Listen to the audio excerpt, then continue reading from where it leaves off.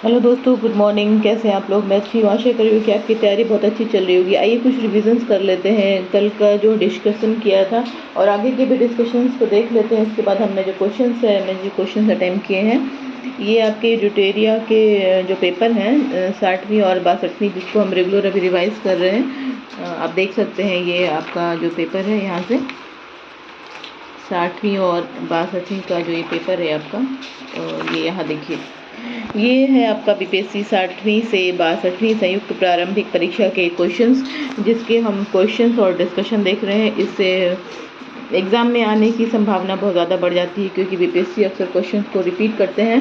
तो इससे हमारे लिए ये बहुत ऑथेंटिक है। अगर हम इसको 2-4 बार देख लेंगे तो 100% श्योर हूँ जैसे क्वेश्चन ज़रूर आने वाले हैं। तो आइए हम आगे की डिस्कशन देख लेंगे, उसके बाद हम इसके क्वेश्चंस को देख लेंगे। तो पहले हम इसके डिस्कशंस पर सीधे चलते हैं। हमने आपकी अर्थव्यवस्था, भारतीय राज्य व्यवस्था जो थी संविधान का, यहाँ तक हमने कंप्लीट कर लिया था इसका। अब हम आते हैं भारत के भूगोल पर, और भारत के भूगोल के हम यहाँ से सीधे डिस्कशन पर चलेंगे। उसके बाद इसके क्वेश्चन देखेंगे, और चाहे तो हम क्वेश्चन देख सकते हैं यहाँ से सीधे। ये क्वेश्चन है आपके 2011 की जनगणना के अनुसार 2001 और 2011 के दशक में जनसंख्या वृद्धि दर की प्रतिशत क्या थी। उसके बाद ये क्वेश्चन है आपका 2011 की जनगणना के अनुसार कौन से राज्य में लिंगानुपात सबसे कम है, और भारत में किस राज्य में सबसे अधिक सूती वस्त्र मिले हैं। और 2011 की जनगणना अनुसार बिहार राज्य जनसंख्या अनुसार देश में कौन से स्थान पर है, और निम्नलिखित स्थानों के उद्योगों को मिलाना है और स्कूट की सहायता से उन्हें सही उत्तर पहचानना है।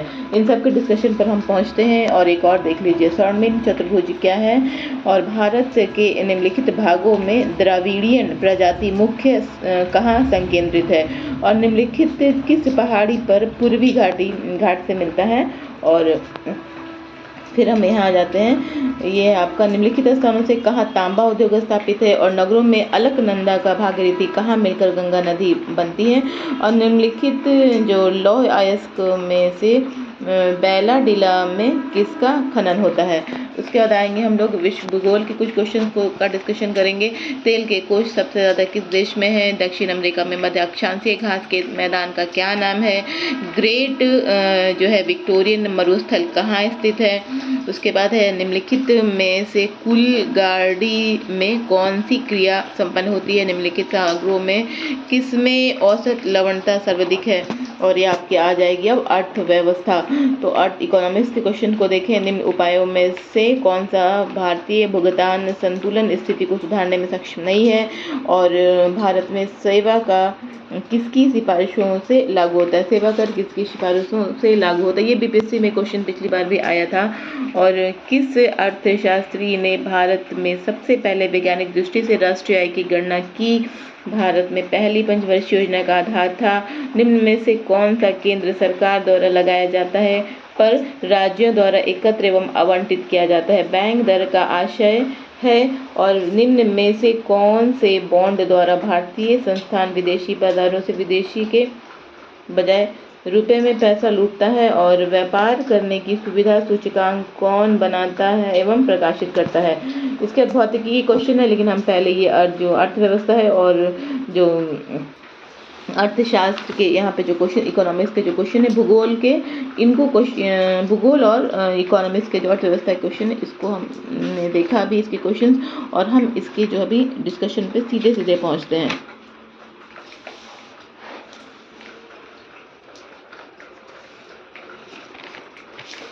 यहाँ देखिए 69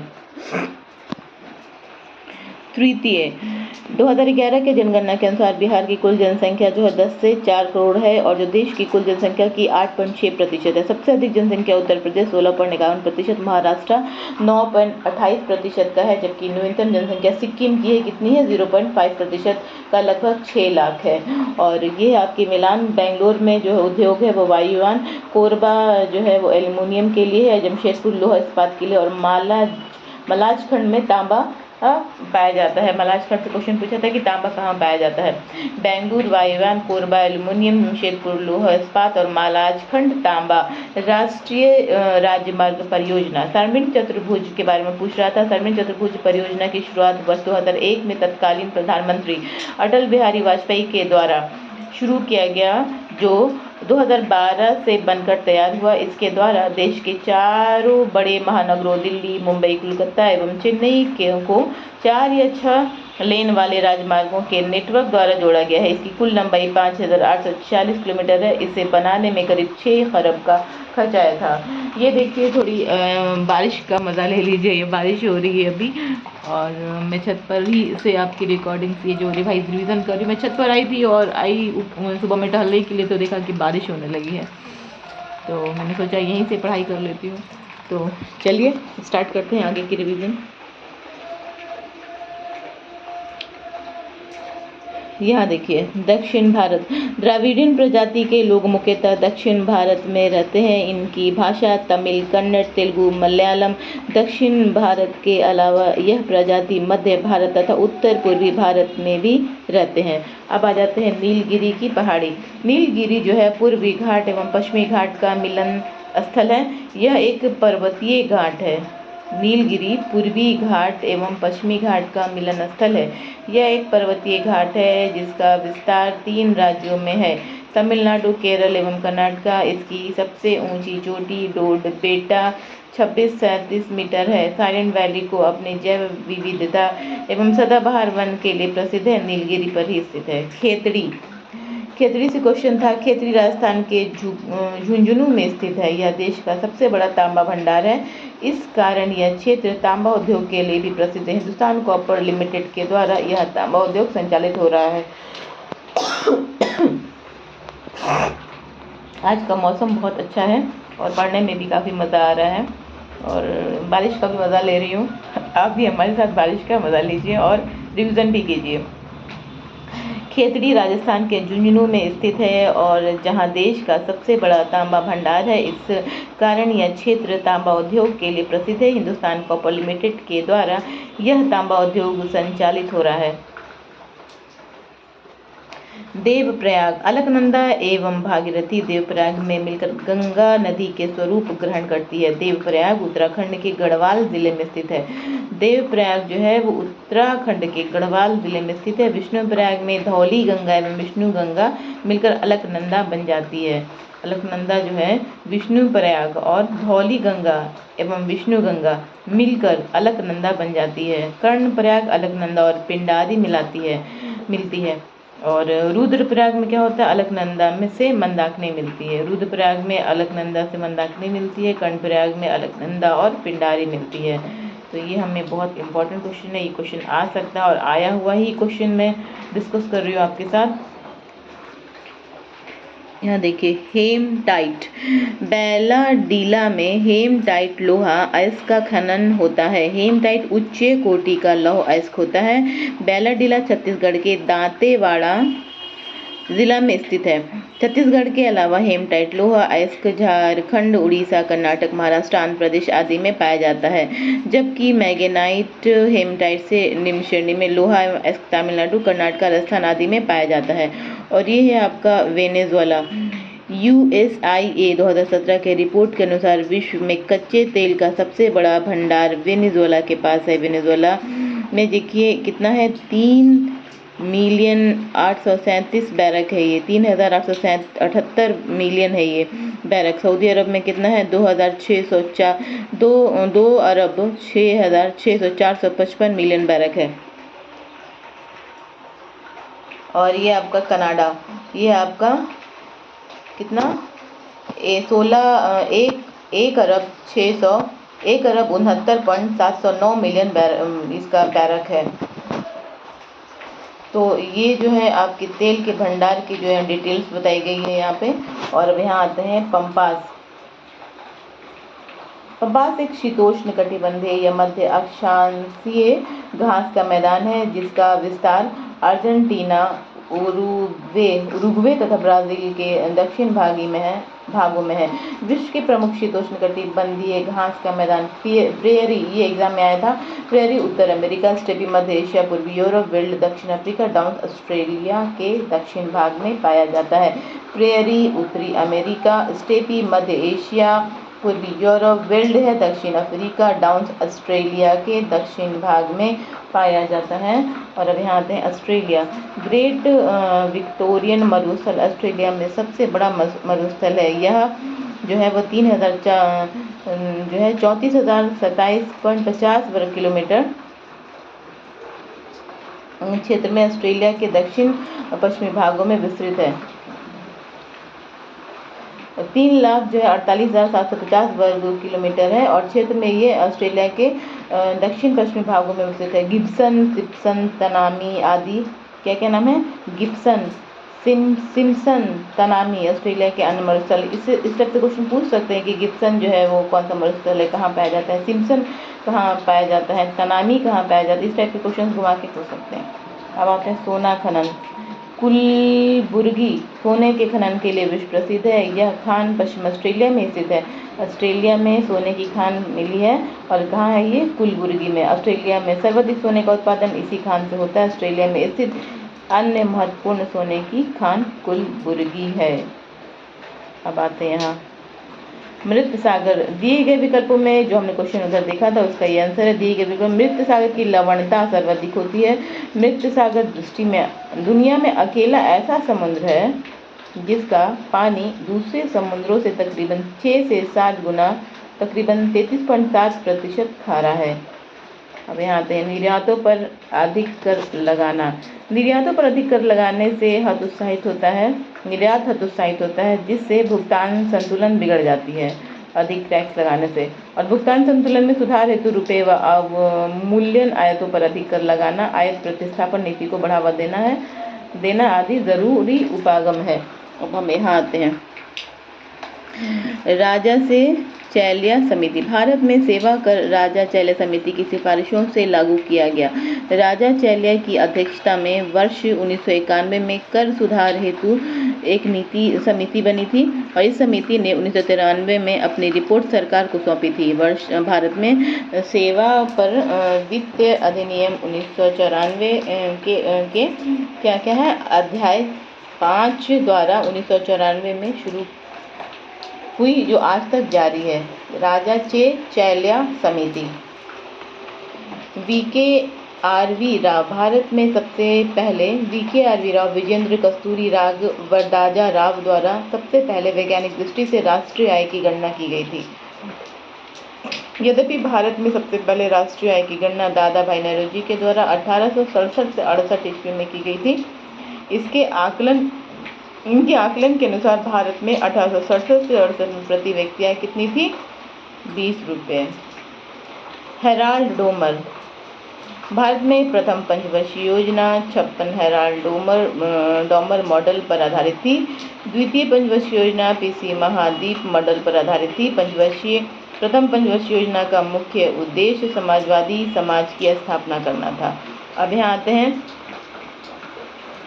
यह एक प्रकार का कर है जो भारत स्टाम्प अधिनियम 1899 के अनुभाग 3 के तहत लिया जाता है, जो सभी संपत्तियों के लेन देन पर लगाया जाता है। स्टाम्प शुल्क केंद्र द्वारा निर्धारित किया जाता है तथा राज्य सरकार द्वारा वसूला जाता है। यह राज्य सरकारों को ही आवंटित होता है। स्टाम्प शुल्क यह एक प्रकार का कर है जो भारत स्टैंप अधिनियम 1899 के अनुभाग 3 के तहत लिया जाता है, जो सभी संपत्तियों के लेन देन पर लगाया जाता है। स्टाम्प शुल्क केंद्र सरकार द्वारा निर्धारित किया जाता है तथा राज्य सरकार द्वारा वसूला जाता है। यह राज्य सरकारों को ही आवंटित होता है। ये आपका केंद्रीय बैंक द्वारा ली जाने वाली आधिकारिक ब्याज दर। जिस ब्याज दर पर रिजर्व बैंक केंद्रीय बैंक द्वारा वाणिज्य बैंकों को पैसा उधार दिया जाता है, उसे क्या बोलते हैं? बैंक दर कहलाती है। इसके माध्यम से केंद्रीय बैंक साख नियंत्रण करती है। और अब ये क्या है? मसाला बॉन्ड। मसाला बॉन्ड भारत के बाहर जारी की गए बॉन्ड जो विदेशी बाजारों में विदेशी मुद्रा के बजाय भारतीय रुपये में पैसा जुटाता है। अंतर्राष्ट्रीय वित्त IFC का शब्द मसाला बॉन्ड का उपयोग भारतीय संस्कृति में व्यंजनों को बढ़ावा देने के लिए करता है। विश्व बैंक समूह। व्यापार करने की सुविधा सूचकांक विश्व बैंक द्वारा बनाया एवं प्रकाशित किया जाता है। और ये आपका है, अब यहाँ से क्वेश्चन जो शुरू होती है ये आपकी पॉलीटेट्राफ्लोरोएथिलीन को टेफ्लॉन के नाम से जाना जाता है। PTTF ठोस जो फ्लोरोकार्बन है यह मानव निर्मित बहुलक है जिसका प्रयोग बर्तनों पर चिपकाने वाली नॉन स्टिक सतह के रूप में प्रयोग होता है। ये आपका फिजिक्स और केमिस्ट्री के क्वेश्चन यहाँ शुरू हो गए हैं। देखिए यहाँ पे ये है आपकी भौतिकी। टेफ्लॉन निम्नलिखित में से किस एकलक का बहुलक है? तो ये है आपका क्लोरोएथिलीन, टेट्राक्लोरोएथिलीन। और आज 4-5 क्वेश्चन देख लेते हैं इसके। पहला क्वेश्चन आपका बेकेलाइट निम्नलिखित के संघनन से बनता है। वनस्पति तेल से वनस्पति घी बनाने में प्रयुक्त होने वाली गैस, घरेलू ईंधन के रूप में प्रयुक्त LPG में मुख्यतः, और साबुन ग्रीस को हटाया जाता है, आयोडीकृत लवण में रहते हैं, और क्या है गार्ड पार्टिकल क्या है? तो इसके डिस्कशन को देख लेते हैं यहाँ से। देखिए फिनॉल तथा फॉर्मल्डिहाइड। बेकेलाइट एक थर्मोसेटिंग प्लास्टिक है। बेकेलाइट क्या एक थर्मोसेटिंग प्लास्टिक है। यह फिनॉल C6H5OH और फॉर्मल्डिहाइड HCHO के संघनन प्रक्रिया कंडेंसेशन रिएक्शन द्वारा बनता है, जिसके निर्माण में सोडियम हाइड्रोक्साइड NaOH का उपयोग होता है। यह ऊष्मा और विद्युत का कुचालक होता है। इसका उपयोग फर्श की टाइल्स, अग्ररोधी परिधानों आदि बनाने में होता है। जो हम लोग फर्श की टाइल्स बनती है इसमें इसका इस्तेमाल किया जाता है। ये क्या है आपका फिनॉल या फॉर्मल्डिहाइड तथा फॉर्मल्डिहाइड। हाइड्रोजन की प्रक्रिया द्वारा निकेल उत्प्रेरक की उपस्थिति वनस्पति तेल से वनस्पति घी बनाया जाता है। वनस्पति तेल और हाइड्रोजन को जोड़ने के बाद निकेल की उपस्थिति में वनस्पति घी बनती है। और अब यहाँ इसीलिए कहा जाता है कि ज़्यादा जो रिफाइन का इस्तेमाल नहीं करना चाहिए। उपयुक्त में से कोई नहीं, उपयुक्त में से अधिक। इसका जो क्वेश्चन का ये आंसर है क्या है? द्रवित पेट्रोलियम गैस LPG मुख्यतः किस प्रोपेन तथा ब्यूटेन का मिश्रण होती है। जो द्रवित लिक्विड जो पेट्रोलियम गैस होती है, लिक्विफाइड पेट्रोलियम गैस क्या होती है, कैसे होती है? इसमें प्रोपेन होता है, इसमें C3H8 तथा ब्यूटेन होती है C4H10 का मिश्रण होता है। रिसाव का पता लगाने के लिए इसमें दुर्गंधीय पदार्थ एथिलीन, मरकेप्टेन या थायोएथेनॉल मिलाया जाता है। यह एक रंगीन व गंधहीन गैस है। प्राकृतिक गैस मीथेन CH4 और इथेन मिलकर बनती है। और इसका LPG गैस कैसे बनती है? प्रोपेन और ब्यूटेन से मिलकर बनती है। ये क्वेश्चन अक्सर आते हैं कि नेचुरल गैस जो होती है वो कैसे बनती है? तो CH4 और C2H6। इथेन, मीथेन का फॉर्मूला क्या होता है? CH4। इथेन का फॉर्मूला होता है C2H6। LPG में प्रोपेन होती है C3H8 और ब्यूटेन होती है C4H10। और प्रोपेन और ब्यूटेन, ये क्वेश्चन मुझे लगता है कि कई एग्जामों में पूछा जाता है और ये बहुत ही ज़्यादा VVI क्वेश्चन, इसको आप समझेंगे और इसको कई बार आप देख लीजिएगा वीडियो को बार बार आगे पीछे करके। बायोगैस मीथेन, हाइड्रोजन और कार्बन डाइऑक्साइड से मिलकर बनती है। हाइड्रोजन सल्फाइड भी इसमें रहता है। मीथेन रहती है, हाइड्रोजन रहता है, कार्बन और हाइड्रोजन सल्फाइड। और इसके बाद आती है संपीड़ित प्राकृतिक गैस। ये क्या है? मीथेन और इथेन से बनती है, संपीड़ित। और कोल गैस कैसे होता है? हाइड्रोजन, मीथेन, कार्बन और हाइड्रोजन, मीथेन और कार्बन मोनोऑक्साइड से बनती है। जल गैस, वाटर गैस कैसे होता है? हाइड्रोजन और कार्बन मोनोऑक्साइड। और ये क्या आपकी प्रोड्यूसर गैस, जो प्रोड्यूसर गैस बनाई जाती है कैसे होती है? Nitrogen plus carbon monoxide. कितनी इंपॉर्टेंट थी ये चीज़ें जो हमने आज जानी है। देखिए बारिश की बूंदें यहाँ भी आ रही हैं और हम रिवाइज कर रहे हैं। बस हो गया, 2-3 क्वेश्चन और फिर मैं भी नीचे चली जाऊँगी क्योंकि मैं यहाँ फंस चुकी हूँ छत पर, और मैं छत पर से ही आपकी रिविजन्स कर रही हूँ। और चलिए आगे बढ़ते हैं। पायसीकरण द्वारा बिना घुले किसी कोलाइड में एक द्रव के सारे कणों का दूसरे द्रव के सारे कणों में परिक्षेपित होने की क्रिया पायास तथा पायास बनाने की प्रक्रिया पायसीकरण कहलाते हैं। साबुन और डिटर्जेंट का प्रयोग पायसीकारक के रूप में होता है। इसकी पायासीकरण की प्रकृति कपड़े को धोने में सहायक होती है। और दूध एक प्राकृतिक तथा पेंट एक कृत्रिम पायास है। किसी कोलाइड विलयन में विद्युत अपघट्य मिलाने पर कोलाइड कणों का अवशेष उदासीन होता है। इसका अवक्षेपण हो जाए तो इसे क्या बोलते हैं? इसका कोगुलेशन कहते हैं। यहाँ आते हैं पोटेशियम आयोडाइड। व्यापारिक स्तर पर आयोडीकृत लवण बनाने में potassium iodide KI, sodium iodide, sodium iodide आदि का, सोडियम आयोडेट और सोडियम आयोडाइड आदि का प्रयोग किया जाता है। अब है क्वेश्चन नंबर 96, देख लेते हैं ये। Higgs boson. गॉड पार्टिकल उप परमाणु कण हिग्स बोसान का उपनाम है। यह एक मूल्य कण है। इसकी परिकल्पना वर्ष 1964 में तथा प्रायोगिक सत्यापन 2013 में हुई थी। इसके खोजकर्ता कौन थे? पीटर डब्ल्यू हिग्स तथा डब्ल्यू एलॉर्ड को नोबेल पुरस्कार से सम्मानित किया गया था। ये क्वेश्चन एग्जाम में आए थे। और अब जो है हम आगे के क्वेश्चन जो हैं इसके भी रिविजन हैं देखते हैं। ये आपके आते हैं बायो के। तो बायो के जो क्वेश्चन हैं जो इस सवाल वो हम देखते हैं कि बायो में क्या क्या सवाल आए थे आपके पहले। बायो तक हम लोग कंप्लीट कर लेते हैं आज। जीव विज्ञान, जीव विज्ञान, पर्यावरण, परिस्थिति एवं कृषि से जो क्वेश्चन आए थे बीपीएससी 60 और 62 में। निम्न में से नकदी फसल कौन सी नहीं है? ज्वार, जूट दिया है, मूंग, गन्ना, ज्वार है और ये सब इसमें से कौन सी नहीं है? काली क्रांति संबंधित है।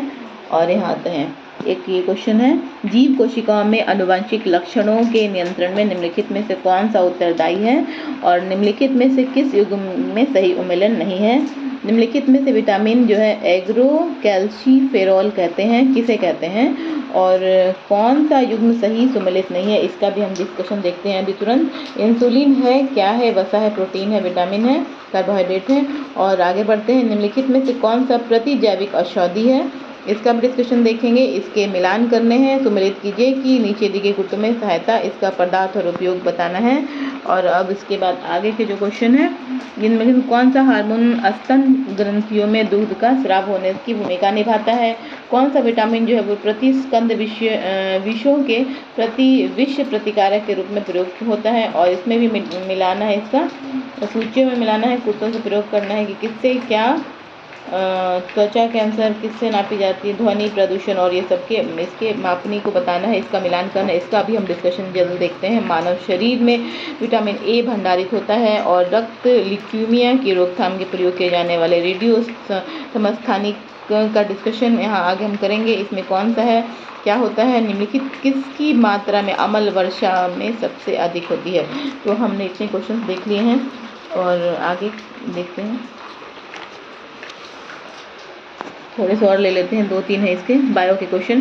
जलवायु परिवर्तन पर सर्वाधिक राष्ट्र संघ का कन्वेक्शन ढांचा किससे संबंधित है? और कणीय त्वचा क्या है? भारत में एकमात्र राज्य जो केसर का उत्पादन करता है। तो अब आइए इतने क्वेश्चन देख लेते हैं। अब बाकी जो समसामयिक के बच जाएंगे उसको हम कल करेंगे।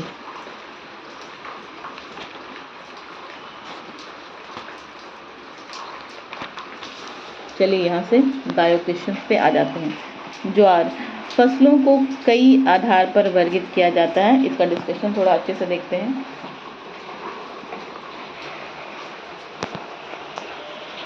फसलों को कई आधार पर वर्गीकृत किया जाता है, जैसे खाद्य फसल, नकदी फसल, खरीफ, रबी, जायद फसल आदि। वैसे फसल जिसे आर्थिक लाभ प्राप्ति होती हेतु उगाया जाता है उसे नकदी फसल कहते हैं। जिसे हमें आर्थिक यानी कि जो प्रॉफिट होती है उपजाने के बाद उसे हम क्या बोलते हैं?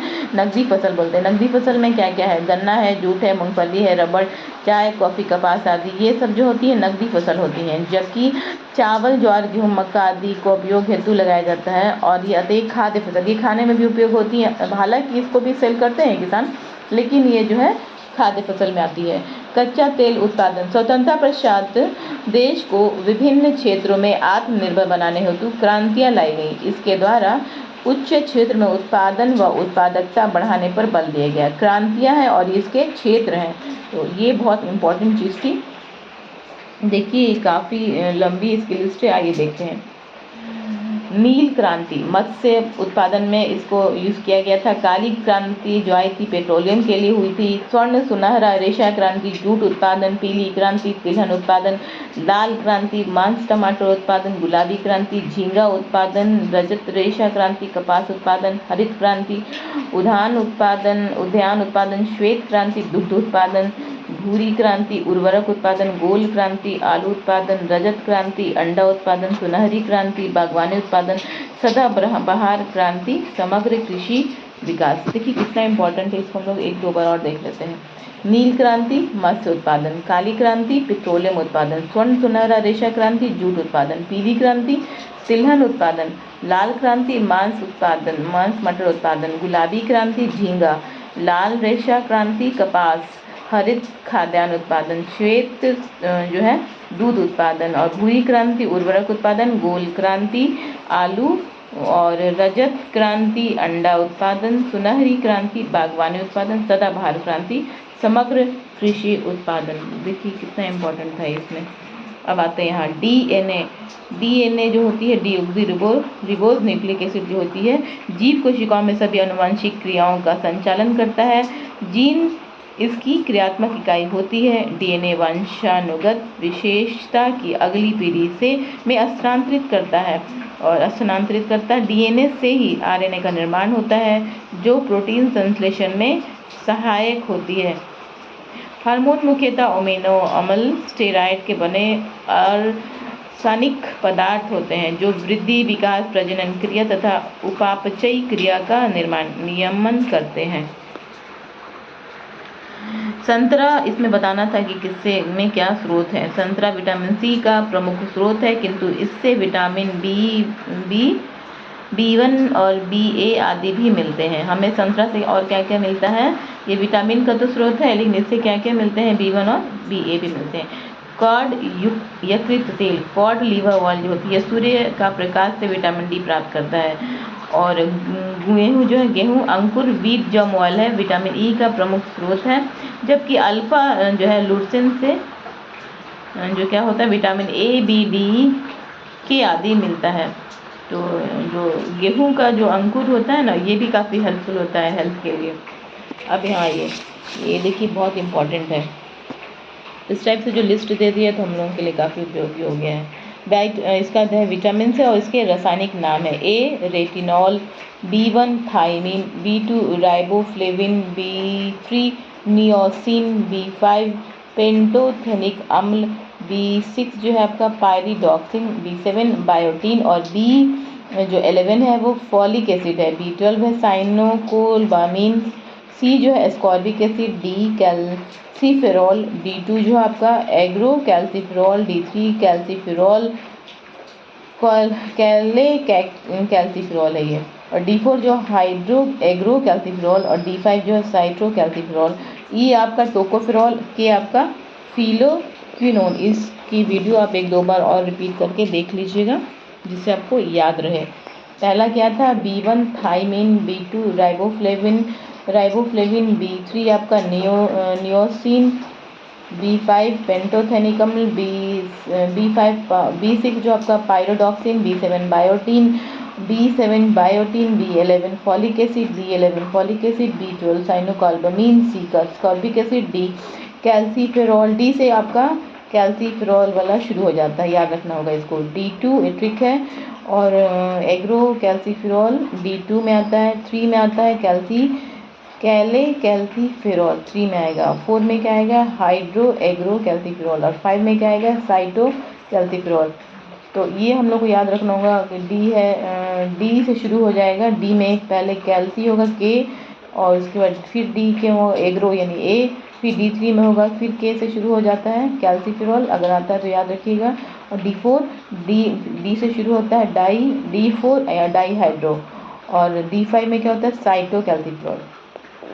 E क्या है, टोकोफेरॉल, और K आपका phylloquinone. Vitamin D2 vitamin D का एक ही प्रकार है जो भोजन व आहार अनुपूरक के रूप में मनुष्य को प्राप्त होता है। इसके स्रोत मक्खन, मशरूम, पनीर, मांस आदि हैं। इसकी कमी से बच्चों में क्या होता है, रिकेट्स रोग तथा वयस्कों में ऑस्टियोमालेशिया रोग होता है। क्या होती है इसकी कमी होने से बच्चों में तथा वयस्कों में ऑस्टियोमालेशिया रोग हो जाते हैं इन विटामिन की कमी से। अब आते हैं, इतने इम्पोर्टेंट क्वेश्चन हम लोग कर रहे हैं आज, ज़रूर एग्ज़ाम में हम लोगों को कामयाबी मिलेगी इस क्वेश्चंस, अगर इस टाइप के क्वेश्चंस आ गए एग्ज़ाम में तो। अब आते हैं यहाँ पे, और ये सीटेट के जो एग्ज़ाम्स होने वाले हैं उनमें भी जो जिनका पेपर बायो है उनको भी काफ़ी हेल्पफुल होगा पेपर 2 के लिए। विटामिन और रोग, रेटिनॉल ज़ीरोफैल्थीमिया रतौंधी, रेटिनॉल ए की कमी से होता है, और ये ज़ीरोफैल्थामिया बोलते हैं इसको, फैल्थैल्मिया रतौंधी। थायमिन B1 बेरीबेरी, नियोसिन B3 पिलग्रा, और 4D सिंड्रोम। नियोसिन B3 की कमी से होता है जो पिलग्रा होता है, 4D सिंड्रोम। साइनोकार्बामिन B12 एनीमिया की वजह से होता है। पंडु रोग बोलते हैं इसको, एनीमिया भी बोलते हैं और इसको पंडु रोग भी बोलते हैं, रोग का नाम है ये। और कैल्सीफेरॉल अभी हमने देखा था, डी, विटामिन डी की कमी से होता है। ये क्या है, रिकेट्स और ऑस्टियोमालेशिया। और टोकोफेरॉल जो होती है, ई, नपुंसकता, बांझपन और गंजापन, ये होती है आपकी विटामिन ई की कमी से होती है। क्या क्या होता है उसमें, बांझपन भी होती है, नपुंसकता और गंजापन, ये सब होती है आपकी विटामिन ई की कमी से होती है। और इसके बाद हम यहाँ आते हैं क्या है, फेलिक्विनोन, ये आपका रक्त का थक्का नहीं बनना, जो रक्त के थक्के जो नहीं बनते हैं, किसकी कमी से, फेलिक्विनोन की वजह से कमी रहती है जिनके बॉडी में, तो उनको ये प्रॉब्लम सफ़र करना पड़ता है। प्रोटीन, इंसुलिन अग्नाशय के एक भाग लैंगरहैंस की दीपिका के बीटा कोशिका में स्रावित एवं एक हार्मोन है। रासायनिक दृष्टि से यह एक पेप्टाइड यानी प्रोटीन है जो शरीर में ग्लूकोज की मात्रा को नियंत्रित करता है। इसकी खोज बेंटिंग और विस ने की थी। इसके अल्पस्रावन में से डायबिटीज तथा अतिस्रावन से हाइपोग्लाइसीमिया रोग होता है। ठीक है, अब आइए यहाँ देखते हैं, इसको आज ख़त्म कर लेते हैं, बायो का जो क्वेश्चन है। बैक्टीरियल इन्फेक्शन के उपचार में क्लोरेमीफेनिकॉल नामक एंटीबायोटिक का उपयोग होता है। क्लोरेमीफेनिकॉल एक प्रतिजैविक है, जबकि सल्फागुआनिडीन भी एक प्रकार का क्या है, प्रतिजैविक है, जो जीव रोधियों एजेंट के रूप में कार्य करता है। एस्पिरिन दर्द, बुखार, सूजन को कम करने हेतु एंटीपायरेटिक दवा है। एस्पिरिन क्या करती है, किस चीज़ में काम आती है, दर्द, बुखार, सूजन आदि को कम करने में। और जबकि क्विनिन क्या करती है, एक दवा है जो काटने वाला एजेंट है, कटिंग एजेंट है ये। ठीक है, अब यहाँ आते हैं, ये आपका क्या है, एस्पार्टेम क्या है, व्यापक रूप से प्रयोग में आने वाले कृत्रिम मधुरक है। यह सुक्रोज में 100 गुना अधिक मीठा होता है। फ्रेयान एक प्रतिशक एजेंट है। नियोप्रीन को संश्लेषित रबड़ कहते हैं, जिसका निर्माण क्लोरोप्रीन के बहुलकलन द्वारा होता है। बेनाड्रिल एक एंटीहिस्टामिन एजेंट है, जिसका प्रयोग एलर्जी तथा अन्य प्रकार की बीमारी में किया जाता है। बेनाड्रिल का उपयोग किस लिए किया जाता है, हिस्टामिन एजेंट है, ये एंटीहिस्टामिन एजेंट है, जिसका प्रयोग एलर्जी और अन्य प्रकार की बीमारियों में किया जाता है। अब आ जाते हैं यहाँ पे ऑक्सीटोसिन हार्मोन स्त्रियों के गर्भाशय तथा स्तन की क्रियाओं को नियंत्रित करने में मदद करता है। वह शिशु के जन्म के बाद गर्भाशय को सामान्य अवस्था में लाने और शिशु के दुग्धपान के समय स्तनों की पेशियों को सिकोड़कर दूध उत्पादन में मदद करता है। पशुओं, गाय, भैंस से अधिक दूध प्राप्त करने हेतु कृत्रिम ऑक्सीटोसिन का इंजेक्शन लगाया जाता है, जिसे पिटोसिन कहते हैं। और एड्रिनल ग्रंथि से निकलने वाले हार्मोन को क्या बोलते हैं, लूडो एवं उडो, फाइट एंड फाइट हार्मोन भी कहा जाता है। लूडो एवं उडो और हार्मोन कहते हैं थायरॉक्सिन रक्तदाब को बढ़ाने, उत्तक वृद्धि, जबकि प्रोजेस्टेरोन स्तन वृद्धि तथा मासिक धर्म का नियमन करता है। और ये आपका आता है विटामिन के, प्रतिस्कंद विषों के विष प्रतिकारक के रूप में विटामिन के का प्रयोग किया जाता है।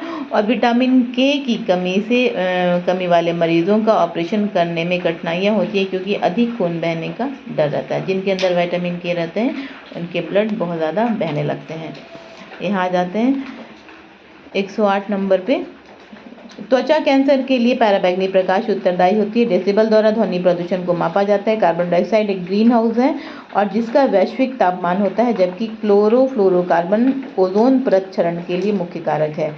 और यकृत, यहाँ तक देख लेते हैं, विटामिन ए वसा में घुलनशील तथा मानव शरीर द्वारा यकृत में संचित होता है। इसका रासायनिक नाम रेटिनॉल एवं जिसकी कमी से रतौंधी होती है और इसके संक्रमण रोधी विटामिन भी कहते हैं।